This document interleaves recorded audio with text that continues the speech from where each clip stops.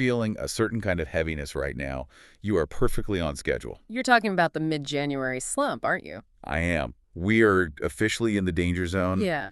We're, what, the confetti's all gone? And statistically, this is the exact moment where the wheels just start to fall off. Right. They call it Quitter's Day, which I think falls right around now. The high of the fresh start is gone and, reality sets in. It really does. The gym parking lot is suddenly wide open. That kale you bought is doing a science experiment in your fridge. And those New Year, New Me goals, they're starting to feel less like exciting changes and more like, I don't know, chores. Well, it's basic human nature. The dopamine hit evaporates and we just kind of revert. Exactly. But before you decide to just, write off 2026 and maybe start planning for 2027, we found something really practical to dig into today. We're looking at a guide called Unlocking Your Full Potential in 2026. And Think about it. Learning a language is the ultimate self-improvement test. You have to be consistent. You have to get over the fear of sounding stupid. all the same barriers you face if you're trying to get fit or start a business or really do anything new, the mechanics of getting better don't really change. So our mission is pretty clear. We want to dismantle this huge, scary idea of potential. Because when someone tells me I'm not reaching my full potential, it doesn't feel inspiring. It feels, I don't know, exhausting. It feels like an accusation, like you should be waking up at 3 a.m. and taking ice baths. Yes. Because that full potential isn't about perfection or working yourself to death.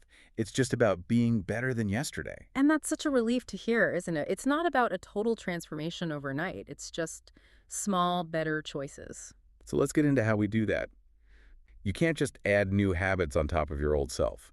It's like painting over a crumbling wall. Right. You have to do the prep work. The source calls it letting go of the old version of yourself. Most resolutions fail by now because we're dragging that old version into the new year. I love that. You're trying to run new software on an old, outdated operating system. Exactly. So how do you uninstall it? This takes radical honesty. It makes you ask 3 questions. And they're not.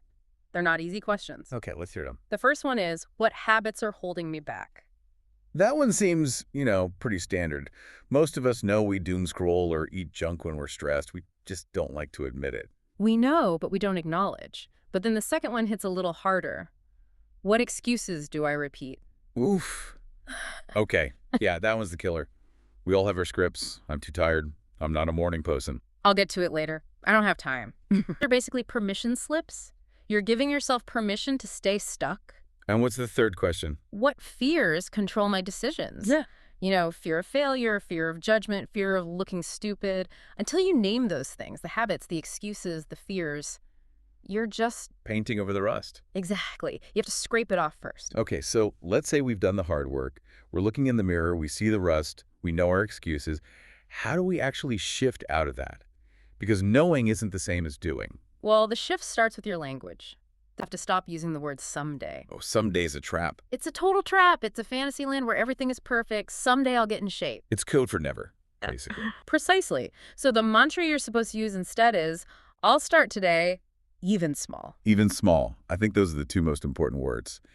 Because someday feels huge and cinematic.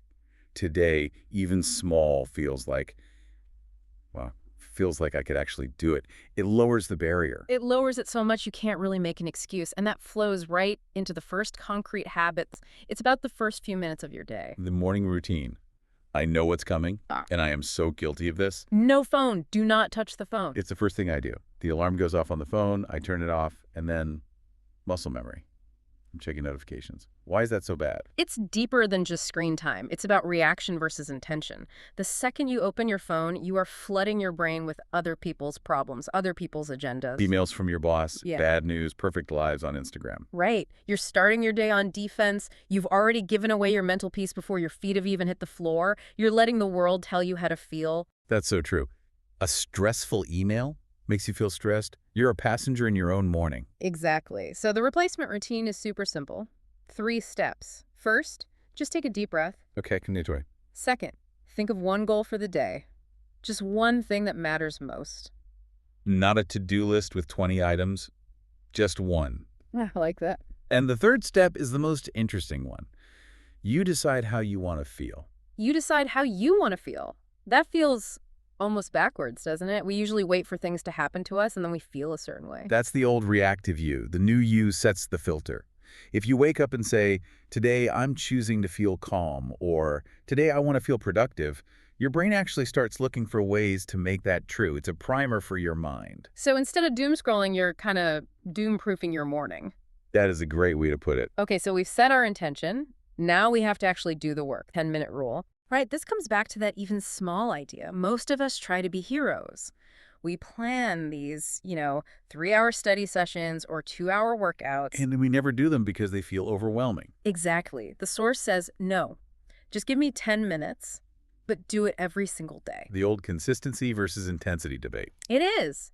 And the math works out. 10 minutes a day is about 60 hours of focused work over a year. That's a lot. And it breaks that procrastination cycle. I can always find 10 minutes. I can't always find 2 hours. Yes, Yeah. it removes the friction. But there's a deeper benefit. This confidence comes from competence. When you show up for yourself every single day, even for just 10 minutes, You start to trust yourself. you start to trust yourself. You're not just learning a skill, you're learning that you're the kind of person who does what they say they're going to do. That identity shift is the real prize. I love that. It's not about the task. It's about building this internal resume for yourself. And that leads right into the next piece, which is self-talk. Your inner voice shapes your life. Which can sound a bit cliche, but if you actually listen to that voice in your head, for most of us, it's not very kind. It's a constant critic. You mess that up. You're not good enough. The source... Learning and improving. Exactly. It seems subtle, but it completely changes how you view mistakes. If you think I'm not good enough, a mistake is proof that you're a failure. But if you think I'm learning, a mistake is just data. It's part of the process. It lets you fail without feeling like a failure. It lowers the stakes. Which brings us to what might be the absolute core of this whole thing. The difference between motivation and discipline. Yes. Is temporary. Discipline is permanent. Motivation is an emotion. You can't build your future on a feeling that comes and goes. So motivation is the wind in your sails, but sometimes there's no wind. Perfect. And if motivation is the wind, discipline is the engine. And the definition discipline. So good. It says discipline is choosing your future over your comfort. Wow. Say that again. Discipline is choosing your future over your comfort. That hits hard because comfort is so powerful. Comfort is the warm bed. It's scrolling on the couch. It's easy. Comfort is the old you. Discipline is being able to say, I really don't feel like doing this, but the person I want to become needs me to. It's an act of service to your future self. Okay, so we have the habits and the mindset. What's the biggest threat? What's going to derail all of this? One major potential killer. Comparison. The thief of joy.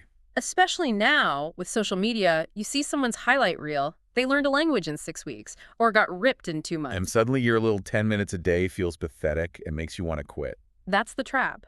You're comparing your messy, real life, behind-the-scenes footage to someone else's perfectly edited movie trailer. It's a fight you will always lose. What's the fix? Put the blinders on. Focus on your own race, your own timeline. All that matters is that you are moving forward from where you were yesterday. Just stay in your own lane. To help with that, this with a challenge, a 30-day challenge. But it's designed to be winnable. I'm listening. You pick one habit, just one.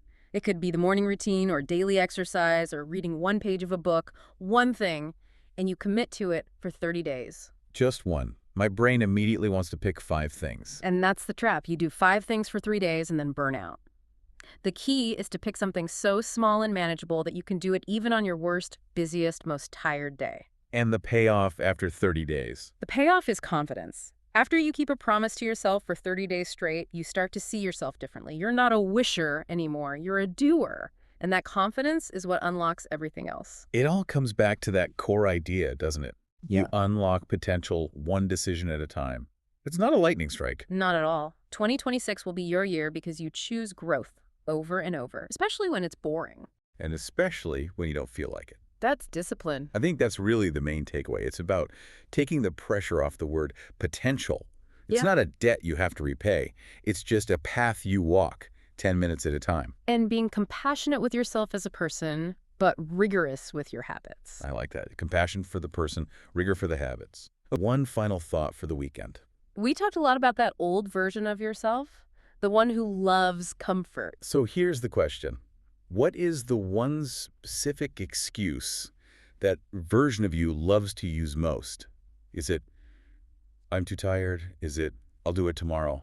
Get really specific, name that excuse, and then just for the next 24 hours, what would happen if you simply refused to believe it? Just for a day. Treat that excuse like a spam call.